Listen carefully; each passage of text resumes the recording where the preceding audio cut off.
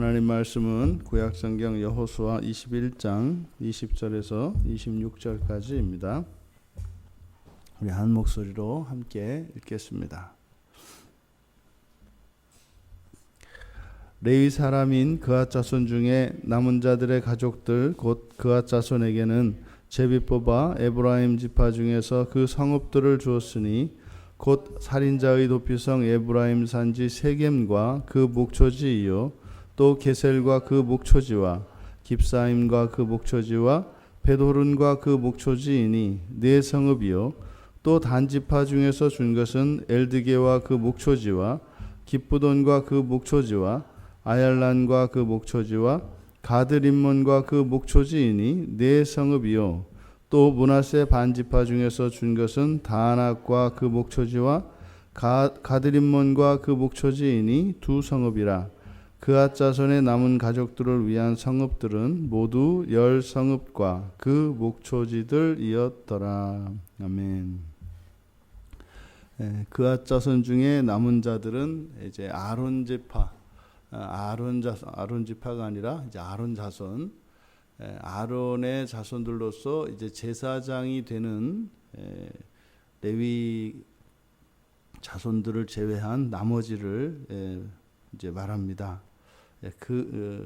그와 자손 중에 제사장이 아닌 사람들, 그와 자손 중 그 남은 가족들의 성읍은 에브라임 지파에서 네 성읍, 그리고 단 지파에서 네 성읍, 그리고 므낫세 반지파에서 두 성읍에서 총 10성읍을 받습니다. 그런데 여기서 눈에 띄는 부분은 단지파와 므낫세 지파가 내놓은 성읍입니다. 단지파는 므낫세 반지파의 땅과 비교할 수 없을 정도로 작습니다. 정확히는 모르겠습니다만은 땅 넓이로 따지면 10분의 1 정도, 8분의 1에서 10분의 1 정도 될 겁니다. 단지파의 땅의 넓이가. 그런데 므낫세 반지파가 거의 10배 정도의 넓은 땅을 가지고 있음에도 불구하고 이게 레위 지파를 위해서 내놓은 성읍의 수는 정반대입니다. 므낫세가 두 성읍을 내놓고 단에서 네 성읍을 내놓습니다. 그러니까 이것이 오늘날 이렇게 섬기는 것을 보면 이런 섬기는 일에 있어서 이렇게 많고 적음에 따라서 이렇게 되는 것이 아닌 것과 같은 것 같아요. 그러니까 단지파에서 내놓은 이 네 성읍은 어마어마하게 많은 양입니다. 땅 전체에 비해서 이 부분이 이제 눈에 띄고, 그 다음에 이제 이들에게도 도피성이 있는데 에브라임 산지의 게셈입니다. 그앗 자손 중에서 이제 아론, 그리고 그 아론의 그 자손들, 제사장이 되는 그 자손들도 도피성을 중심으로 해서 도피성이 하나 주어지고 또 그것을 중심으로 해서 이렇게 성읍들이 주어지는 것을 보게 됩니다. 그러니까 지금 레위 자손들에게 주어지는 성읍들은 그들이 거주하기 위한 성읍이고 그들이 가지고 있는 이 동물들을 먹이기 위한 목초지입니다만 그 또한 바로 이 도피성을 중심으로 이루어지고 있는 것을 보았을 때 단지 이 레위 지파는 성막만을 섬기는 지파가 아니라 그들이 거주하는 곳에도 또 다른 사명이 있다는 것을 알 수가 있습니다. 이들이 자신들의 당번이 되었을 때만 성막을 섬깁니다. 그 나머지는 자기들이 이제 비번일 때에는 거주지 성읍에서 그들의 일상을 하게 되는데 그들의 거주지에도 이 도피성이 있어서 바로 이 도피성으로 피신해온 부지 중에 살인한 자들을 돌보는 그런 일을 하고 있었던 것을 알게 됩니다. 그러니까 이들은 성막을 섬기는 일과 죄인들, 부지 중에 살인한 이 죄인들을 돌보는 이 두 가지 일을 다 하고 있는 겁니다. 그러니까 이 성막을 섬기는 일과 이 살인자들을 섬기는 일, 이 두 가지 일은 사실은 일의 성격에 있어서는 정반대입니다. 성막을 섬기는 것은 거룩한 일이죠.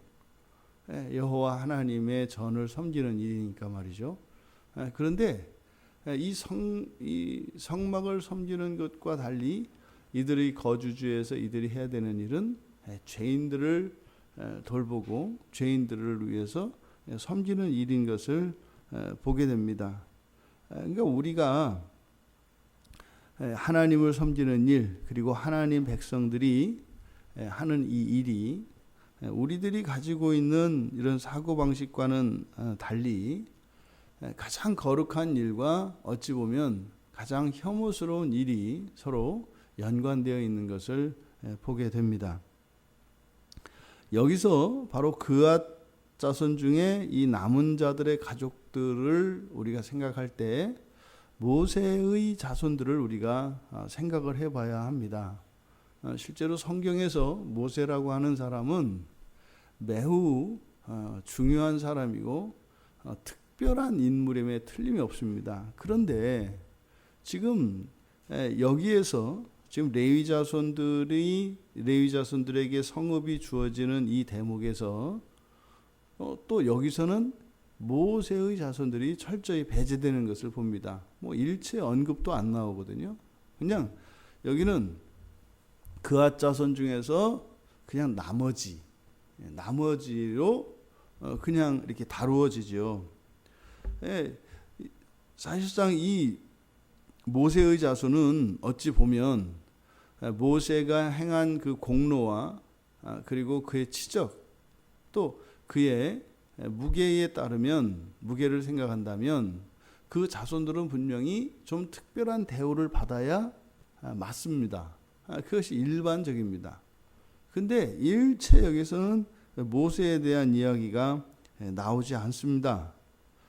그러니까 왜 이 모세의 자손들에 대해서는 이야기하지 않았을까? 그것은 여호수아가 모세의 자손들이라고 해서 따로 특별 대우를 하지 않았다는 거죠.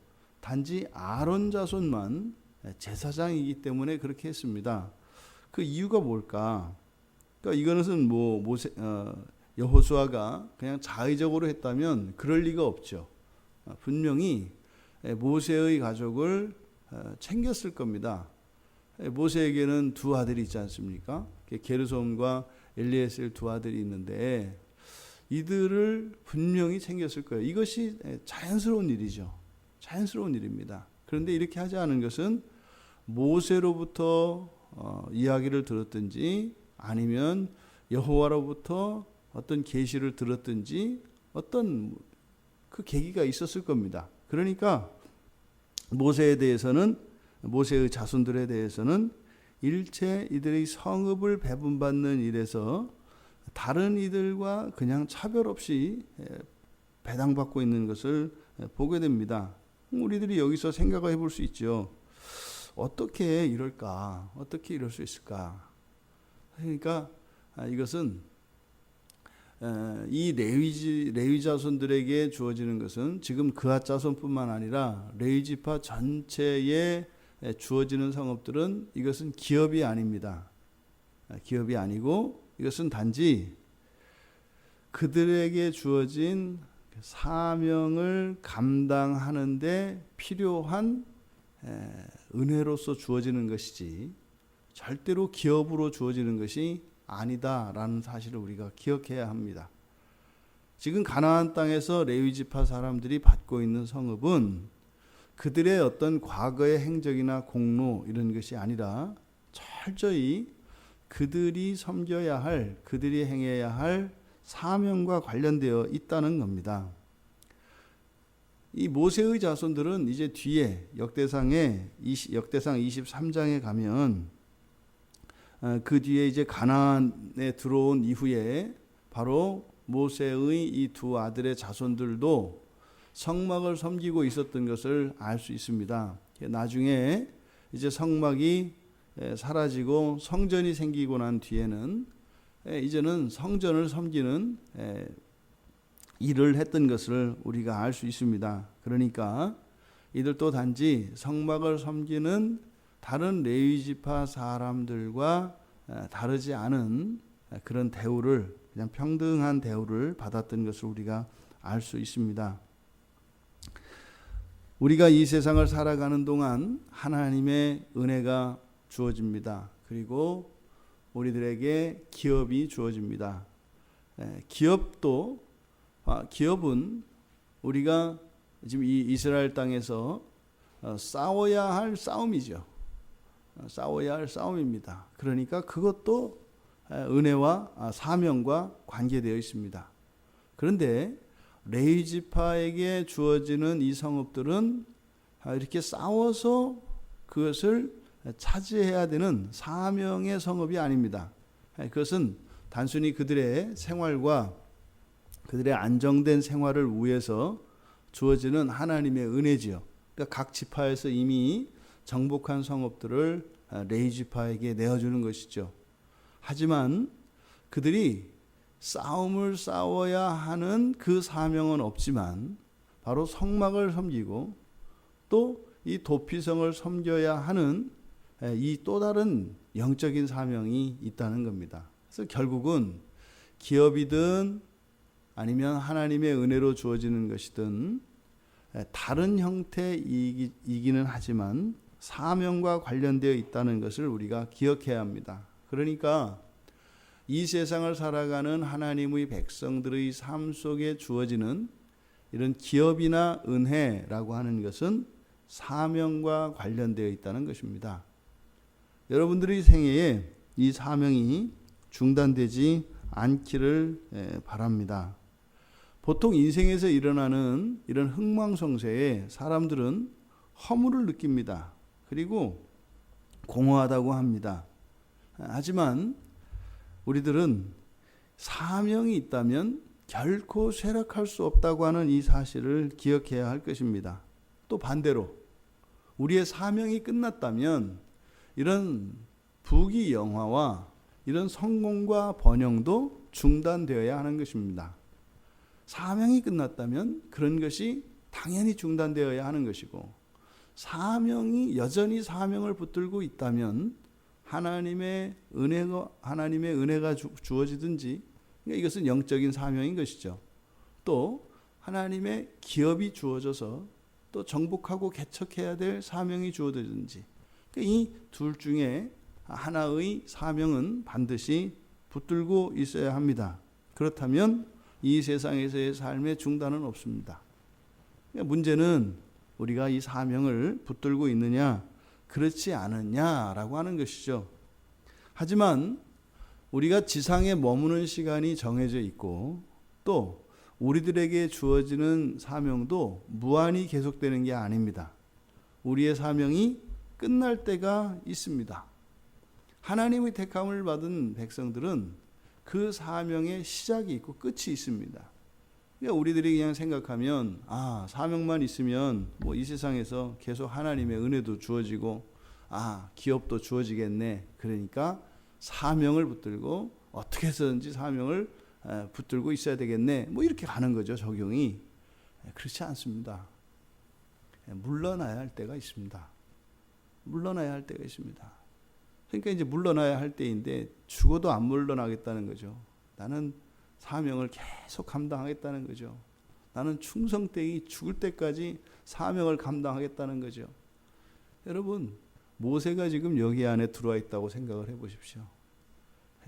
원로 지도자가 돼가지고 이 가나안 땅에서 여호수아가 땅을 배분하고 할 때 자신의 사명을 끝까지 감당하겠다고 들어와 있으면 어떻게 되겠습니까? 우리들의 마음이 이렇게 지상에 쏠려 있으면 죽을 때까지 사명을 감당해야 되겠다, 이런 생각이 듭니다. 근데 어떻게 해요? 그렇게 하나님의 때를 알아 그 사명의 자리에서 물러나야 할 때가 옵니다. 그때는 그 때를 알 수 있는 지혜가 필요하고 또 그렇게 기꺼이 물러날 수 있는 용기, 거기에는 믿음이 필요합니다. 그러니까 아직 우리들에게 사명이 있다면 아직 우리에게 사명이 있다면 우리들의 인생이 보람찬 것입니다. 사명이 없다면 그때는 이제는 안식을 누려야 할 때인 것이죠. 이 자리에 있는 우리들은 아직 사명이 남은 사람들입니다. 하지만 그 기회와 시간이 영원하지는 않다는 것을 기억해야 합니다.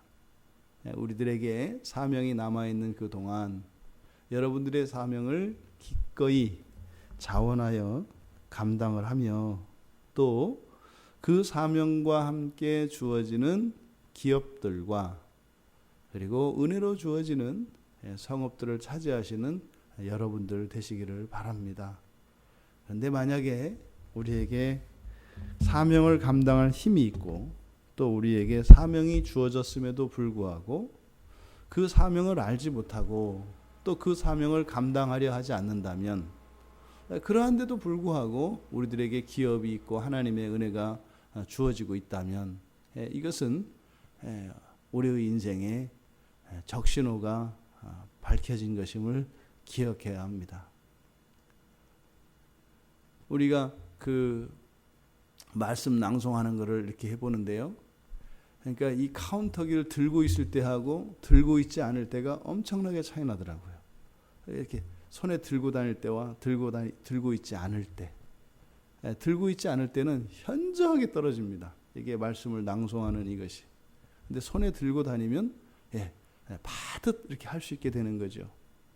사명이라는 것도 마찬가지입니다. 우리의 사명이라는 것도 늘 의식하고 늘 그것을 추구하려고 할 때 파듯 감당합니다. 이 세상은 우리의 정신줄을 빼놓기 때문에 그 사명을 따라 살게 하지 않습니다. 그냥 주어진 환경과 사건에 밀려서 정신없이 살게 합니다. 사명을 따라 살아가는 삶은요, 일직선으로 가는 삶입니다. 그럼 어떻게 해요?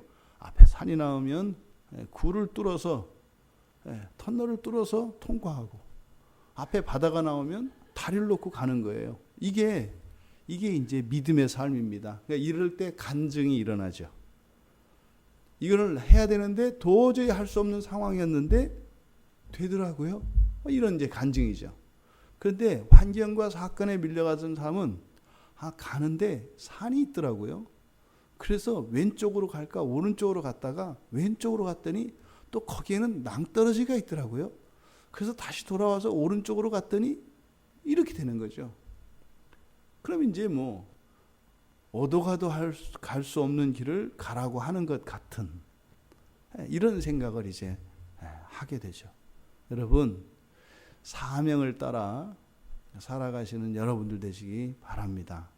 지금 성경에서 가나안 땅의 이 성읍과 기업을 배분하는 이 마지막 마무리 대목에서 레위 지파에게 주어지는 이 성읍들을 통해서 이 영적인 사명들을 감당하는 이들에게 분명히 살아가는 데 필요한 최소한의 생활은 하나님이 은혜로 채워주신다는 것을 보여주고 있습니다. 예수님께서도 늘상 제자들에게 하시던 말씀이에요. 먹을 거 입을 거 걱정하지 말라는 거예요. 사람도 자기 직원을 들이면 월급을 주고 그들의 생계를 책임지는데 하나님이 어떻게 그런 생각을 또 그런 계획도 없이 대책도 없이 하나님의 백성들을 부르셨겠냐는 거죠. 그러니까 하나님은 원래 하시는데 이런 세세한 일까지 하나님 이렇게 신경 쓰게 해드리고 싶지 않아서 내가 하려고 한다고. 그거는 착한 것이 아니라 무지한 것이고 교만한 것입니다. 7살 먹은 녀석이 독립하겠다고 나가서 주유소에 가서 일하고 있으면 그거는 독립심이 강하고 이런 게 아니죠. 부모가 참 문제가 많다고 생각을 하는 거죠. 이런 일은 내가 해야 되겠다. 여러분, 사명을 따라 살아가시는 여러분 되기 바랍니다. 그 사명을 따라가는 삶에 모세의 자손들이 이렇게 특별 대우를 받지 않습니다만 여전히 그들은 사명 가운데 있습니다. 그러니 그들의 인생이 섭섭하지 않고 서운하지 않은 겁니다. 묵묵히 주어지는 하나님께서 주시는 그 사명을 기쁘게 그리고 그것을 감사함으로 섬기며 이 세상의 여정이 주일에 말씀드린 것처럼 정말 천국의 삶을 준비하는 그런 인생으로 사명자의 삶을 살아가시는 우리 모두가 되기를 주님의 이름으로 축원합니다. 살아계신 하나님, 참으로 저희들의 인생이 하나님께서 저희들 각자에게 주신 사명의 삶인 것을 다시 한번 보게 됩니다. 하지만 얼마나 저희들이 하나님이 주신 사명이 아니라 이 세상을 살아가기 위한 재화들을 벌어들이고 또한 그것들을 소비하는 일에 저희들의 마음과 시간을 대부분 쓰며 살아가고 있는 것을 보게 됩니다. 하나님, 참으로 저희들의 일용할 양식까지도 하나님께 의탁하고 참으로 거룩한 사명을 위하여 살아갈 때 참으로 저희들의 길을 인도하시고 길을 내어주시며 함께 하시며 힘이 되어주시는 그 하나님의 살아계심을 생생하게 경험하며 살아가는 복된 인생이 될 수 있도록 축복하여 주시옵소서. 오늘 하루 또한 저희들이 사명의 삶을 살기 원합니다. 그저 나의 정욕에 따라 밀려가는 인생, 또한 저희들의 삶의 환경에 펼쳐지는 여러 가지 환경과 사건들에 의해서 이리저리 휘둘리는 인생이 아니라 사명을 따라 곧은 길로 믿음으로 이기는 이 하루 되게 하옵소서. 감사하며 예수님의 이름으로 기도하옵나이다. 아멘.